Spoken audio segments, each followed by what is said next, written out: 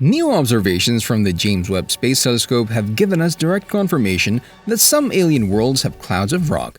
Webb has observed its first brown dwarf, designated VHS 1256-1257b, 72 light-years away in the constellation Corvus. Brown dwarfs are large balls of gas, more massive than planets but without enough mass and pressure from gravity to start nuclear fusion like stars, giving them a dull glow in mostly the infrared range. So in this video, we're gonna discuss this James Webb Telescope's discovery has scientists stumped. The video is gonna be amazing, so make sure you stick to the end. Before starting the video, be sure to smash that like button and subscribe to never miss out on any of our videos. The James Webb Space Telescope has found a strange alien world shrouded in clouds of sand-like silicate grains. The clouds in question may not be made of the sand we're used to seeing on Earth, but are instead made of sand-like silicate grains. The exoplanet's characteristics were detailed in a new paper awaiting publication based on data from James Webb Space Telescope's NIRSpec and MIRI instruments. The telescope has directly detected silicate clouds in the atmosphere of a brown dwarf, the first time, according to an international team of astronomers, that such detection has been made in a planetary mass companion outside the solar system. The complete findings, the team says, constitute the best spectrum yet for a planetary mass object. These results could not only help us better understand these so-called failed stars, but represent just a foretaste of what Webb can do. The brown dwarf in question is called VHS 1256b and orbits two small red dwarf stars, some 72 light-years from Earth in constellation Corvus, or Crow, in the southern sky. Brown dwarfs are strange objects that are not quite big enough to ignite into stars, but are a little too big for ordinary planets. While brown dwarfs can't burn regular hydrogen, they can produce their own light and heat by burning deuterium, a less common isotope of hydrogen that contains an extra neutron. Astronomers discovered this strange exoplanet in 2016, and it has puzzled them ever since due to its reddish glow. They believe that glow could be caused by some type of atmosphere. Observations from the James Webb Space Telescope have now confirmed those theories, revealing that VHS 1256b must be wrapped in thick clouds full of sand-like silicate grains, according to Forbes. In a calm atmosphere, there is an expected ratio of, say, methane and carbon monoxide, Sasha Hinckley, an astronomer at the University of Exeter in the UK, and one of the study's co-authors told Forbes. But in many exoplanet atmospheres, we're finding that this ratio is very skewed, suggesting that there's turbulent vertical mixing in these atmospheres, dredging up carbon dioxide from deep down to mix with the methane higher up in the atmosphere. These objects are what happens when a baby star doesn't accumulate enough mass to kickstart hydrogen fusion in its core, and they occupy the mass regime between the chunkiest planets and the weeniest stars. However, at around 13.6 times the mass of Jupiter, brown dwarfs can fuse deuterium, or heavy hydrogen with a proton and a neutron in the nucleus instead of just a single proton. This hue has previously been attributed to clouds in young brown dwarfs, so the team took infrared spectra to see if they could determine the brown dwarf's composition. The researchers note that their observations confirm theories that brown dwarfs can be encircled by dusty clouds, which they further note can have an impact on their brightness. Among its many objectives, the Webb will provide valuable insights into the formation and evolution of exoplanet systems through direct imaging. Using data from the ERS, an international team of astronomers and astrophysicists conducted a direct imaging study of a brown dwarf companion, VHS 1256-1257b, orbiting within a triple brown dwarf system. The spectra they obtained from this body provided a detailed composition of its atmosphere, which included an unexpected find: clouds made of silicate materials.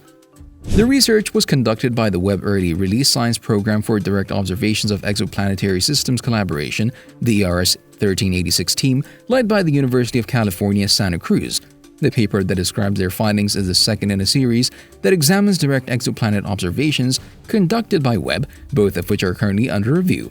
The atmospheric composition of VHS 1256-1257b was similar, the team found, to other brown dwarfs studied in infrared wavelengths, but much clearer. Water, methane, carbon monoxide, carbon dioxide, sodium, and potassium are observed in several portions of the Webb spectrum based on comparisons from template brown dwarf spectra, molecular opacities, and atmospheric models, the researchers write in their paper. On Earth, clouds typically form from the sun heating water that then evaporates, and the resulting water vapor drifts up into the atmosphere, where it coalesces into clouds before eventually falling back to the surface as precipitation. The ERS 1386 collaboration comprises 120 astronomers from more than 100 institutes and universities worldwide and is dedicated to directly imaging exoplanet systems in the mid-infrared range. This will include obtaining spectra from exoplanet atmospheres to determine habitability and examining circumstellar debris disks to learn more about planet information. As the team declared during the 2018 European Planetary Science Congress, humankind has never observed exoplanetary systems at these wavelengths, and our observations will be transformative for understanding the chemistries and compositions of these distant worlds. Scientists have long theorized that under the right conditions, a similar process could take place with silicates rather than liquid water. The sky on VHS 1256b isn't all sand in your eyes, though. Dr. Aaron Carter, a postdoctoral scholar at UCSC and an ERS 1386 member, was the lead author of the collaboration's first paper. As he explained to Universe Today via email, Webb's observations of HIP 65426b effectively demonstrated the direct imaging capabilities of the observatory. These observations demonstrated that JWST is capable of obtaining precise flux measurements of exoplanets all across the near to mid-infrared. These measurements allow us to obtain a precise constraint on the overall emitted energy or luminosity of HIP 64426b in comparison to models of planetary evolution. This has, in turn, given us very precise constraints on its bulk properties such as temperature, mass, and radius. With future work, we can start to understand what these observations mean for HIP 65426b's atmospheric properties. The paper concludes with a nod to the Webb telescope itself and its potential to help us better understand brown dwarfs and other more mysterious objects in the universe. This observatory will be a trailblazer, pushing our understanding of atmospheric physics and planetary companions, brown dwarfs, and exoplanets for years to come. The near-infrared and mid-infrared show features of methane, carbon monoxide, sodium, potassium, and water. There's evidence of carbon dioxide. All of these features have been observed before in brown dwarfs of this temperature. We've never seen carbon monoxide in such detail at 5 microns though. These give us the opportunity in future studies to understand how much carbon and oxygen are in the overall object, which gives a clue to how metal-rich it's compared to its host star. The composition of a brown dwarf can potentially give insight into ways the object may have formed. Miles and her colleagues also noted the direct detection of silicate clouds, making this the first instance where such a phenomenon was made for a planetary mass companion. This and other recent spectroscopic examinations of brown dwarfs, such as a recent study based on Spitzer data, confirmed that these substellar mass objects produce enough heat to vaporize minerals. It also provides insight into how planetary atmospheres work, particularly for planets that are closer in size and temperature to Earth. Let us know your opinion in the comment section below. This is all for today. Hope you liked the video. Don't forget to subscribe to our YouTube channel. Stay safe, and we'll be back soon with another video.